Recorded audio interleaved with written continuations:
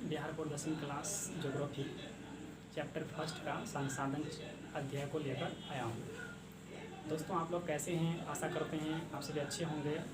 और आज मैं आप लोगों को संसाधन से रूबरू कराने जा रहा हूँ। संसाधन क्या है इस चीज़ को मैं समझाने की कोशिश कर रहा हूँ। दोस्तों जो इस बार बिहार बोर्ड 10वीं का एग्ज़ाम देने वाले जो छात्र हैं वो सभी हमारे फेसबुक चैनल फेसबुक लाइव पे भी आपको कुछ वीडियोज़ मैंने डाला, वहाँ भी मिल जाएगा। और कुछ वीडियो जो है मेरा जो यूट्यूब चैनल है, यूट्यूब चैनल का नाम है दोस्तों कॉन्सेप्ट कोचिंग सेंटर पोठिया के नाम से बना हुआ है। तो आप वहाँ जाकर विजिट करके आप एक चैप्टर वाइज प्रत्येक विषय का अध्ययन कर सकते हैं सरल भाषा में। तो दोस्तों चलते हैं हम संसाधन की ओर। तो संसाधन क्या है देखिए, ये है दोस्तों संसाधन। तो जानेंगे संसाधन क्या है। तो दोस्तों संसाधन जो है कि हम उन सारे वस्तुओं को संसाधन कह सकते हैं जो मनुष्य की इच्छा आवश्यकता को पूर्ति करता है यानी संतुष्टि करता है। दुनिया में दोस्तों जो भी वस्तु हमें दिखाई पड़ रहा है, जो भी चीज़, नदी, झरना, पर्वत, पठार, मैदान, जो भी चीज़, कुछ भी दिखाई पड़ता है, सारा चीज़ जो है वो संसाधन है। लेकिन हाँ दोस्तों, वो संसाधन तभी हो सकता है जब वो मनुष्य की इच्छा और आवश्यकता संतुष्टि को पूरा करेगा। जैसे दोस्तों मैं बात करता हूँ कि मकान, एक मकान को लेते हैं दोस्तों, घर एक संसाधन है दोस्तों। इसीलिए संसाधन है क्योंकि घर जो है मनुष्य की इच्छा आवश्यकता संतुष्टि को पूरा करने में सक्षम है। वो मनुष्य की इच्छा आवश्यकता संतुष्टि को पूरा कर देता है, इसलिए घर संसाधन है। नदी है, तालाब है, वायु है, झरना है, मोटर गाड़ी जो होता है वो है। दुनिया का हर एक चीज़ संसाधन हो सकता है जो हमें अपने आँखों से दिखाई पड़ता है, लेकिन सिर्फ आपको याद रखना है वो मनुष्य की इच्छा पूर्ति करने के योग्य है या फिर नहीं। जो मनुष्य की इच्छा पूर्ति करने के योग्य है वो सभी संसाधन है। जैसे दोस्तों बात करते हैं हम साइकिल का, साइकिल भी एक संसाधन है क्योंकि वो मनुष्य की इच्छा को पूर्ति कर देता है। जैसे दोस्तों हमें बाज़ार जाना है, बस कुछ ही क्षणों में हम साइकिल उठाएंगे और बाज़ार चल जाएंगे। तो बाज़ार पहुँचाने के लिए साइकिल हमारी इच्छा को पूर्ति कर दिया, तो साइकिल यहाँ संसाधन है। तो दोस्तों चलते हैं संसाधन को क्लासिफिकेशन की ओर। तो संसाधन दोस्तों जो उसको बांटा गया है प्राकृतिक संसाधन और मानव निर्मित संसाधन। अगर आपको कोई पूछ दे संसाधन को कितने भागों में बांटा गया है सिंपली, तो याद रखना है दोस्तों कि आपको याद रखना है कि दो भागों में, एक प्राकृतिक संसाधन, एक मानव निर्मित। प्राकृतिक संसाधन किसको कहेंगे दोस्तों? अगर आपको कोई पूछ दे तो आपको याद रखना है वैसे संसाधन जो प्रकृति के साथ उत्पत्ति हुआ है, जिस संसाधन का उत्पत्ति प्रकृति के साथ हुआ। जैसे दोस्तों कि जल एक ऐसा संसाधन जो प्रकृति का है। जब सृष्टि का विकास हुआ तब से जल पृथ्वी पर है, अर्थात जिसका निर्माण जो है प्रकृति के साथ स्वतः हुआ है, उसे हम कहते हैं प्राकृतिक संसाधन। जैसे दोस्तों कि जल हो गया, हवा हो गया, ठीक है, सूर्य प्रकाश हो गया, सूर्य यानी हो गया। उसी तरह जो हिमालय पर्वत जो है, ये सारा चीज़ जो है प्राकृतिक संसाधन हो जाएगा। अर्थात दोस्तों एक लाइन में याद रखना, प्राकृतिक संसाधन हम उन सभी संसाधनों के समूह को कहेंगे जिसका विकास, जिसका सृष्टि, जिसका निर्माण प्रकृति के साथ स्वतः हुआ है, उसे कहेंगे प्राकृतिक संसाधन। अर्थात जिसे मानव नहीं बनाया, अर्थात वो प्रकृति से स्वतः आया है। तो जैसे कि इसमें दोस्तों हम प्राकृतिक संसाधन नदी, तालाब, झरना, हवा, ये सारा चीज़ प्राकृतिक संसाधन में आ जाएगा। नेक्स्ट चलते हैं दोस्तों, नेक्स्ट है मानव निर्मित संसाधन। मानव निर्मित संसाधन है क्या दोस्तों? नाम से लगता है मानव निर्मित, अर्थात मनुष्य से बनाया होगा अपने हाथों से। जैसे दोस्तों मैं बात करता हूँ मानव निर्मित का, जैसे दोस्तों घर है, मकान है, आवास है, ये सारा चीज़ दोस्तों क्या है? मानव निर्मित, जिसे मनुष्य स्वयं अपने हाथों से बनाया है। साइकिल की बात करें दोस्तों, साइकिल उसे मनुष्य बनाया है। दोस्तों अगर हम कापी की बात करें तो कापी भी संसाधन है, उसे मनुष्य ने बनाया है। कलम की बात करें तो वो भी संसाधन है लेकिन मानव निर्मित है। तो दोस्तों दुनिया में वे सभी संसाधन मानव निर्मित है जिसे मनुष्य स्वयं अपने हाथों से बनाए हैं, तैयार किए हैं। अर्थात मनुष्य के द्वारा बनाए गए जो संसाधन है, जो मनुष्य की इच्छा आवश्यकता को पूर्ति कर सकता है, उसे हम कहेंगे मानव निर्मित संसाधन। जैसे दोस्तों पंखा, तो पंखा क्या करता है कि मनुष्य की इच्छा को पूर्ति करता है। गर्मी लग रहा है, बस कुछ ही हम ऐसे झेल दें पंखा, बस ये गर्मी मेरा समाप्त हो गया, तो मेरा इच्छा पूर्ति कर दिया। मेरा इच्छा था कहीं से हवा हमको मिले, तो पंखा से हमको हवा मिल गया। तो लेकिन वो पंखा दोस्तों क्या प्रकृति में स्वतः आया था? नहीं दोस्तों, उसको प्रकृति में स्वतः नहीं बल्कि उसे किसी मानव ने बनाया था। तो अर्थात वे सभी संसाधन जिसे मानव ने स्वयं अपने हाथों से तैयार किया, उसे कहेंगे हम मानव निर्मित संसाधन। नेक्स्ट दोस्तों, आप आशा है कि आप समझ चुके होंगे संसाधन क्या है। तो अब संसाधन को बांटा है प्राकृतिक संसाधन और मानव निर्मित में। अब दोस्तों जो पॉइंट है, आखिर इसको बहुत सारे भागों में क्लासिफिकेशन किया गया है। उत्पत्ति के आधार पर संसाधन, उत्पत्ति जो अपने आप होता है, उत्पत्ति के आधार पर संसाधन जो दोस्तों जो है 2 प्रकार का है। पहला है जैव संसाधन, दूसरा है अजैव संसाधन। उत्पत्ति के आधार पर दोस्तों, उत्पत्ति के आधार पर जैव संसाधन, नाम से लगता है जैव अर्थात जिसमें जीव हो, वैसा संसाधन जिसमें जैव हो अर्थात जैव मंडल में पाए जाने वाले सभी पदार्थों को, सभी संसाधनों को जैव संसाधन कहते हैं।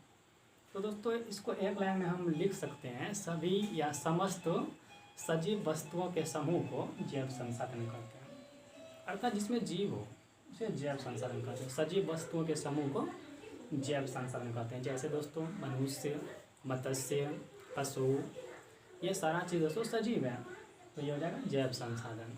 ओके, देखिए आगे अगला है अजैव। अजैव का मतलब दोस्तों जो जैव में नहीं होगा, अर्थात जो जैव मंडल में नहीं पाया जाता होगा, अर्थात जिसमें जीव नहीं होगा, अर्थात निर्जीव वस्तुओं के समूह को क्या कहेंगे, अजैव संसाधन। समस्त निर्जीव वस्तुओं के समूह को अजैव संसाधन कहते हैं। जैसे दोस्तों खनिज, चट्टान, कोयला, लोहा, ये सारा चीज़ दोस्तों क्या है, अजैव संसाधन। आशा है दोस्तों आप समझ गए होंगे उत्पत्ति के आधार पर संसाधन 2 प्रकार का, जैव संसाधन, अजैव संसाधन। नेक्स्ट बढ़ते हैं दोस्तों, नेक्स्ट है उपयोगिता के आधार पर। हम लोग ये उपयोग में लाते हैं अक्सर। उपयोगिता के आधार पर संसाधन 2 प्रकार का, नवीकरणीय और नवीकरणीय। नवीकरणीय का मतलब दोस्तों वैसा संसाधन जो एक बार समाप्त होने के बाद पुनः उसे हम भौतिक या रासायनिक विधि के द्वारा या यांत्रिक विधि द्वारा उसे प्राप्त कर लिया जाता है, उसे कहते हैं नवीकरणीय संसाधन। नवीकरणीय का मतलब दोस्तों बार फिर रिपीट करते हैं, उन सभी संसाधनों को हम नवीकरणीय संसाधन कहते हैं जो एक बार समाप्त होने के बाद पुनः उसे हम भौतिक, रासायनिक या फिर यांत्रिक विधि के द्वारा प्राप्त कर लिया जाता है। जैसे दोस्तों सौर ऊर्जा। सौर ऊर्जा दोस्तों क्या है, उसको हम सूर्य से आने वाली जो रोशनी होती है, सूर्य से सोलर प्लेट के द्वारा हम किसी सेल को चार्ज करते हैं और जब बल्ब जलाते हैं या फिर उससे कुछ भी कार्य लेते हैं बैटरी से, तो बैटरी डिस्चार्ज होती है, फिर अगले दिन जो है सूर्य की रोशनी से वो चार्ज हो जाता है। तो इस प्रकार से वो पुनः पूर्ति योग्य है। तो नवीकरणीय संसाधन जो होता है एक बार समाप्त हो जाए तो फिर से उसे हम पूर्ति कर सकते हैं, पुनः पूर्ति योग्य, अर्थात भौतिक या रासायनिक विधि से फिर से प्राप्त कर सकते हैं, उसे कहते हैं नवीकरणीय संसाधन। तो कभी कभी इसको पुनः पूर्ति योग संसाधन भी पूछा जाता है। तो पुनः पूर्ति योग मतलब दोस्तों इसको हम फिर से प्राप्त कर सकते हैं, उसी को कहते हैं पुनः पूर्ति योग। नेक्स्ट है दोस्तों अनवीकरणीय। अनवीकरणीय मतलब दोस्तों ऐसा संसाधन, ऐसे संसाधन का समूह जो एक बार अगर समाप्त हो जाए तो उसे हम भौतिक, रासायनिक और यांत्रिक तीनों में से किसी विधि के द्वारा इसको पुनः पूर्ति नहीं कर सकते, फिर से इसे हम उपयोग में नहीं ला सकते अगर एक बार समाप्त हो जाए तो। लेकिन दोस्तों याद रखना है कुछ संसाधन ऐसे हैं जो पुनः पूर्ति होते हैं अनवीकरणीय में भी, लेकिन लंबे समय तक। जैसे कोयला। कोयला दोस्तों एक बार अगर समाप्त हो जाए तो लाखों करोड़ों वर्ष उसको बनने में लग जाता है। तो दोस्तों आशा है आप ये समझ चुके हैं कि कोयला क्या है, कोयला का प्रकार जो होता है। नेक्स्ट दोस्तों जो है उपयोगिता के आधार पर समझ गए। अब दोस्तों हम चलते हैं स्वामित्व के आधार पर। स्वामित्व के आधार पर, स्वामित्व मतलब दोस्तों मालिक जो होती है उसके आधार पर संसाधन 4 प्रकार का। तो दोस्तों पहला चलते हैं, पहला जो है वो है आपका व्यक्तिगत संसाधन। दोस्तों व्यक्तिगत मतलब ऐसा संसाधन जो किसी खास व्यक्ति का अधिकार क्षेत्र में होता है, उसे कहते हैं व्यक्तिगत संसाधन। जो किसी खास व्यक्ति, निजी व्यक्ति का अधिकार क्षेत्र में होता है उसे कहते हैं व्यक्तिगत संसाधन। जैसे दोस्तों हम बात करते हैं क्षेत्र, कोई मैदान है, फुलवाड़ी है, बगीचा है, कोई भूखंड है, ये सारा किसी निजी व्यक्ति का होता है। तो निजी व्यक्तिगत अधिकार क्षेत्र में जो भी संसाधन आता है उन संसाधनों को हम कहते हैं व्यक्तिगत संसाधन। नेक्स्ट दूसरा का सामुदायिक संसाधन। नाम से होता है सामुदायिक, अर्थात दोस्तों एक व्यक्ति उस पर अधिकार नहीं होता है, किसी एक व्यक्ति उस पर अधिकार नहीं होता, बल्कि दुनिया का सारा व्यक्ति जो होते हैं, जो भी समूह होता है, एक समूह का अधिकार होता है। जैसे दोस्तों हम बात करते हैं कि मंदिर लेते हैं। मंदिर जो है एक सामुदायिक संसाधन है, वहाँ पे पूरा समुदाय का लोग आके एकत्रित हो सकता है, पूजा पाठ वो कर सकता है। मंदिर, मस्जिद और खेल का मैदान हो गया दोस्तों, और कोई चिड़ियाघर, पार्क, ये सारा जो है सामुदायिक संसाधन आ जाएगा। तो इसको परिभाषित कैसे करेंगे, तो बोलेंगे वे सभी संसाधन जो किसी खास समुदाय के अधिकार क्षेत्र में आते हैं उसे कहते हैं सामुदायिक संसाधन। जो खास समुदाय के अधिकार क्षेत्र में आता है उसे कहते हैं सामुदायिक संसाधन। जैसे कि पंचायत भवन दोस्तों, खेल का मैदान, इस प्रकार अदरवाइज और भी। नेक्स्ट चलते राष्ट्रीय संसाधन। राष्ट्रीय संसाधन का मतलब हो गया कि किसी भी देश के अंतर्गत जो उसका अधिकार क्षेत्र में जो संसाधन है उसे कहते हैं राष्ट्रीय संसाधन। किसी भी देश के अधिकार क्षेत्र में जो संसाधन आता है उसे कहते हैं राष्ट्रीय संसाधन। नेक्स्ट है दोस्तों अंतर्राष्ट्रीय संसाधन। अंतर्राष्ट्रीय क्या होता है कि किसी भी देश में समुद्र तट जो होता है, तट रेखा से 200 किलोमीटर दूर फैले हुए पर्यावरणीय क्षेत्र में जो संसाधन होता है उसे कहते हैं अंतर्राष्ट्रीय संसाधन। और अंतर्राष्ट्रीय संसाधन जो होते हैं तट रेखा से 200 किलोमीटर दूर फैले पर्यावरणीय क्षेत्र में होता है, और वो किसी भी देश का निजी नहीं होता, बल्कि हर एक देश जो है ना अनुसंधान के लिए उस संसाधन का प्रयोग करते हैं, उसे कहते हैं अंतर्राष्ट्रीय संसाधन। तो दोस्तों आशा है आप समझे। नेक्स्ट है दोस्तों विकास के आधार पर। दोस्तों विकास के आधार पर संसाधन 4 प्रकार का है। पहला अगर हम बात करते हैं, पहला है संभावी संसाधन। संभावी नाम से ही लगता है, वैसा संसाधन जिसका उपयोग अभी तक नहीं हुआ है, सिर्फ उसको उपयोग में लाने की संभावना बनी है कि कभी न कभी उपयोग में आएगा, उसे कहते हैं संभावी संसाधन। जैसे दोस्तों हम बात करते हैं संभावी संसाधन की, तो हाइड्रोजन गैस जो है उससे काफ़ी संभावना है कि उसको उपयोग में लाया जाए, लेकिन अभी तो उसका उपयोग में प्रयोग नहीं हुआ, सिर्फ संभावना में। जैसे दोस्तों हिमालय क्षेत्र है ना, उसके नीचे हिमालय पर्वत के नीचे कई सारे संसाधन दबा हुआ है, सिर्फ संभावना है कि उसको उपयोग में हम ला के उपयोग में लाया जा सकता है, लेकिन अभी तक उपयोग में लाया नहीं गया। तो संभावी संसाधन उन संसाधन को कहते हैं जो सिर्फ उपयोग में लाने की संभावना बनी है, लेकिन उपयोग में अभी तक आया नहीं है। नेक्स्ट दोस्तों है विकसित। विकसित संसाधन क्या दोस्तों कि ऐसा संसाधन का समूह जो गुणवत्ता और मात्रा के आधार पर उसका जो प्रयोग है वो होने ही वाला है, अर्थात जो है उसको विकसित हो चुका है और प्रयोग में आने की मतलब कुछ ही समय में वो प्रयोग हम कर सकेंगे, अर्थात गुणवत्ता के आधार पर जिसको हम उपयोग में लाते हैं उसे कहते हैं विकसित संसाधन।